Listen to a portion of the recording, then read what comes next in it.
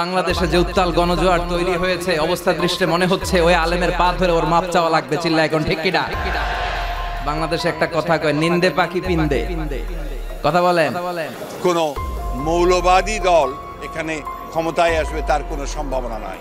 দর্শক, পা ধরে ক্ষমা চেতে বলেন মিজানুর রহমান আজহারী। আর এটা বলার পরেই যেন নেতাদের পুরো কাণ্ড একটা অবস্থা, খারাপ একটা অবস্থা। জীবনদূর আজকের ভিডিওটি কোনোভাবে মিস করবেন না। মিজানুর রহমান আজহারী পরবর্তী মাহফিলে এরকম ক্ষিপ্ত হয়ে গেলেন কেন নেতাদের ওপর, এবং বিএনপি নেতারা খুব বেশি তার ব্যাপারে কথা বলাবলি করছিল, তার পাক্কা জবাব দিয়ে দিলেন মিজানুর রহমান আজহারী। চলুন আমরা সরাসরি ভিডিওটি দেখবো, কথা বাড়াবো না, এবং চ্যানেলের জন্য নতুন হয়ে থাকেন অবশ্যই সাবস্ক্রাইব করবেন। চলুন ভিডিওটি দেখা যাক। বাংলাদেশে যে উত্তাল গণজোয়ার তৈরি হয়েছে, অবস্থা দৃষ্টে মনে হচ্ছে ওই আলেমের পা ধরে ওর মাপ চাওয়া লাগবে। চিল্লা এখন ঠিক কিনা?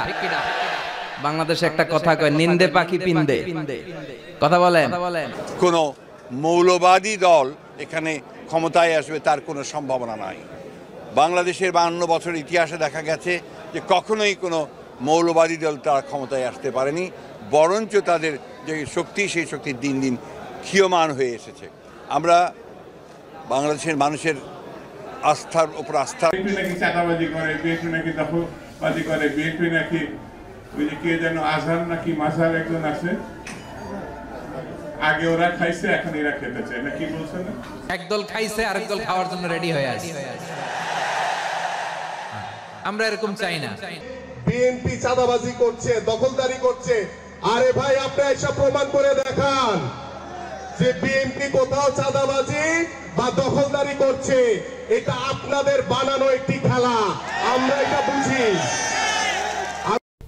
নানান জায়গা থেকে কিন্তু বিএনপি নেতা কর্মীদের বিরুদ্ধে প্রচুর কমপ্লেইন আসছে। আমার কাছেই সকাল বিকাল কমপ্লেইন আসছে। বিএনপি নেতা কর্মীদেরকে মাঠ পর্যায়ে কন্ট্রোল করা যাচ্ছে না। চাঁদাবাজির সঙ্গে যুক্ত, জমি দখলের সঙ্গে যুক্ত, টেন্ডারবাজির সঙ্গে যুক্ত। আমার এলাকাতে পদধারী নেতারা কেউ মাটি ভরাট করে নদীর উপরে, জমি দখল করে, আরেক উপজেলায় পদধারী নেতারা মামলা বাণিজ্য করে। তো কন্ট্রোল করা তো যাচ্ছে না। কেন্দ্রে খবর পাঠানো হয়েছে, কেন্দ্র কোনো অ্যাকশন নেয় নাই। ভিডিওটা শেয়ার করেন, অত্যন্ত গুরুত্বপূর্ণ। ভিডিওটা শেয়ার করেন, আপনাদের কাছে আমি অনুরোধ করছি লাইভের শুরুতে ভিডিওটা শেয়ার করেন। এই মাদ্রাসার মাটির প্রয়োজন। আজকে আমরা অনেকদিন ধরে মাটির প্রয়োজন। আমি আমার সামনে মাহফিল আসতেছে, মাটি পালাবো। বিএনপির যারা আছেন, আমরা আপনাদেরকে মহব্বত করি, আপনারা নির্যাতিত একটা দল, আপনাদেরকে মহব্বত করি। আপনারা যে মাঝে মধ্যে বলেন যে কে চাঁদাবাজি করে, তো আপনাদের দলের লোকেরা যদি এইভাবে মাদ্রাসা মসজিদ থেকেও চাঁদাবাজি করে, এটা কি আপনাদের দলের জন্য কোনো কল্যাণ বয়ে আনবে? আমারে বলেন, এটা কি বিএনপির জন্য কোনো কল্যাণ হবে? মাদ্রাসা মসজিদ তো মানুষ মানার কথা। আমার মাদ্রাসাটা আমি যুদ্ধ করে মাদ্রাসা করছি, আজকে আমার মাদ্রাসা মাটি ফালাবো? এখানকার চেয়ারম্যানে তার গুন্ডা বাহিনী দিয়ে আমার মাদ্রাসার মাটি আটকে দিব কেন? আমি বারবার অনুরোধ করছি আমার মাদ্রাসা এটা ছেড়ে দেন। এরপরে এরা বলতেছে এটা চেয়ারম্যানের নির্দেশ, মাটি ছাড়া হবে না। 2টা গাড়ি আমার সকাল থেকে আটকে রাখছে, আমি আমাদেরকে বেতন দিতে হবে না? 2 গাড়ি আমার আটকে রেখে দিছে। কোনো কথা তারা শুনতে রাজি না। টাকা দিব, তারপরে তারা মাটি ছাড়বে।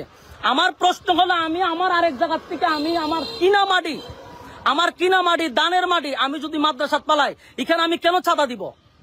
এখন আমি বাংলাদেশের একটা বড় দলকে বলছি যে আপনাদের এগুলা বিষয়গুলো অবগত থাকা দরকার।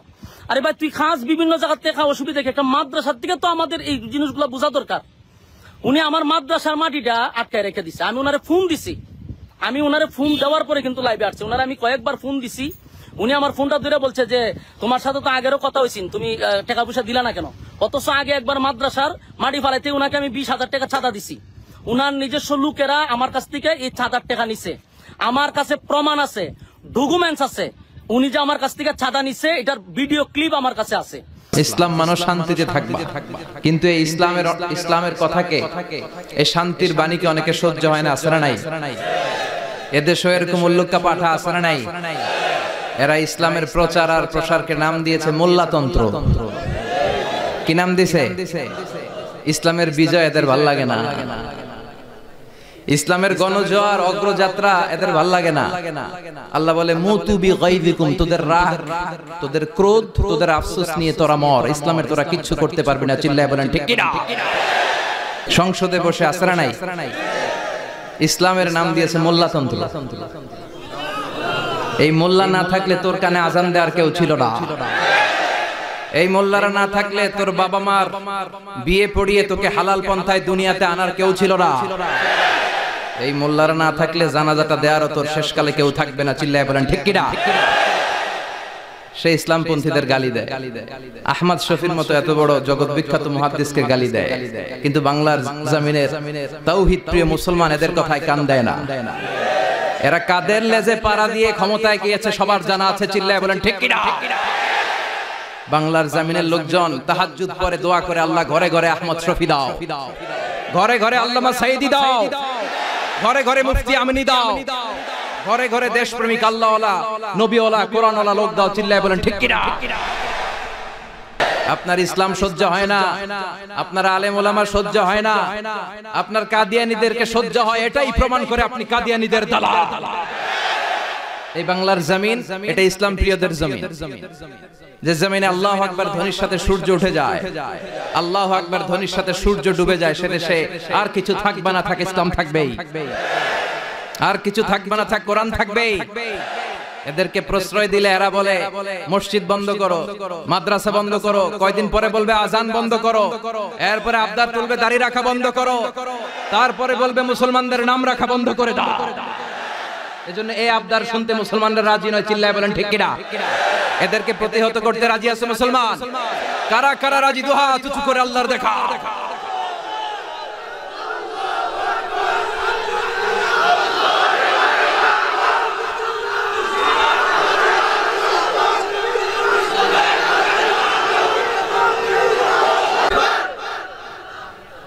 সূর্যরে ভেটকি মারলে সূর্যের কিছু হয়?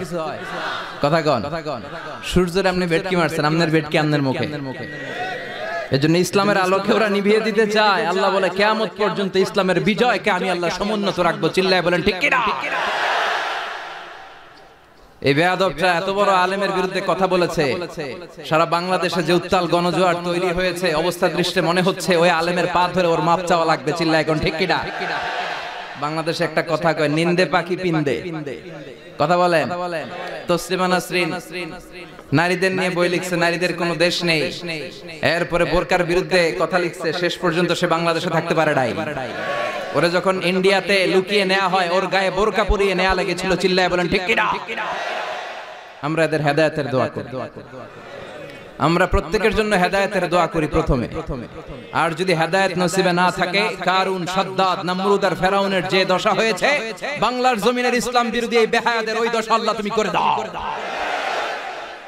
ইসলাম হচ্ছে শান্তির ধর্ম, আমরা সব সময় সাম্প্রদায়িক সম্প্রীতি, ভালোবাসা এটাতে বিশ্বাসী। মুমিনের রাস্তা কখনো বন্ধ হয় না। মুমিন বিপদে পড়লে কৌশলী হয়, মুমিন স্ট্র্যাটেজি পাল্টায়, কৌশল পাল্টায়। রাস্তা একটা বন্ধ হলে আরো 10টা খুলে যায়, চিল্লায় এখন ঠিক কিনা? এক জায়গায় কোরআনের মাহফিল বন্ধ হলে আরো 10 জায়গায় কোরআনের মাহফিলের ব্যবস্থা হয়ে যায়, কোন ঠিক কিনা? ওরা এক জায়গায় ইসলামের আওয়াজকে থামিয়ে দিতে চাইবে, আরো 10 জায়গায় ইসলামের আওয়াজ গর্জে উঠবে। ইসলামের আওয়াজ, ইসলামের বিজয়কে থামিয়ে দেওয়া, স্তব্ধ করে দেওয়া অসম্ভব, চিৎকার করে বলেন ঠিক কিনা? ওরা ইসলামকে মাটির ভেতরে পুঁতে ফেলতে চায়, কিন্তু এটা চারা গাছের মতো, পুঁতে ফেললে গাছ হয়ে উপরে ওঠে, গাছ হয়ে উপরে ওঠে, এটা থামিয়ে দেওয়া যায় না। যারা এটার পিছু লাগে, যারা এটার ক্ষতি করতে চায়, ওদের ক্ষতি আল্লাহ করে, চিল্লায় বলেন ঠিক কিনা? ফাজআল কাইদাহু ফি নাহরিহি আল্লাহুম্মা মান আরাদা বিল ইসলামি ওয়াল মুসলিমিনা খায়রান ফাওয়াফিকহু কুল্লা খায়র, চিল্লায় পড়েন আমিন। আল্লাহুম্মা মান আরাদা বিল ইসলামি ওয়াল মুসলিমিনা সুআন ফাজআল কাইদাহু ফি নাহরিহি ওয়াজআল তাদবীরাহু তাদমীরা। ইসলামের বিরুদ্ধে যারা ষড়যন্ত্র করে, ওদের ষড়যন্ত্র ওদের ঘাড়ের উপর আপনি চাপিয়ে দেন। ওরা মুমিনদেরকে পালানোর জন্য যে গর্ত করে, ওই গর্তের ভেতরে আপনি ওদেরকে ডুবিয়ে দেন। এটাই ইসলামের বৈশিষ্ট্য। ইসলামের পিছু লাগলে ও ইসলামের কিছু করতে পারে না, ও নিজের কপাল পড়ে ফেলে। ইসলামের বিজয়কে কিয়ামত পর্যন্ত জারি রাখবে কে? ইসলামের আলোকে বাতিকে কেউ নিভিয়ে দিতে পারে? চিল্লায় বলেন পারে? দর্শক, আমার এই পর্যন্ত যতটুকু মনে হয়েছে, মিজানুর রহমান আজহারের যে ফ্যান ফলোয়ার রয়েছে, যে মানুষ তাকে ভালোবাসে আল্লাহর জন্য, যে তার বিরুদ্ধে যেই দলই কথা বলুক না কেন, তারা নিজেরাই আসলে নিজের ব্যক্তিত্ব হারিয়ে ফেলবে, এবং তারা যারাই আর কি মিজানুর রহমান আজহারের বিরুদ্ধে কথা বলতে যাবে, তাদেরই লস হয়ে যাবে, এটা আমার মনে হয়। সত্যি এই ব্যাপারগুলো আপনাদের কি মন্তব্য অবশ্যই আমাদের কমেন্টে জানাবেন, এবং যারা যারা মিজান ভক্ত রয়েছেন তারা আমাদের কমেন্টে জানাবেন। আজকে ভিডিও পর্যন্তই। চ্যানেল সাবস্ক্রাইব করুন, বন্ধুদের পাশে থাকুন। আল্লাহ হাফেজ।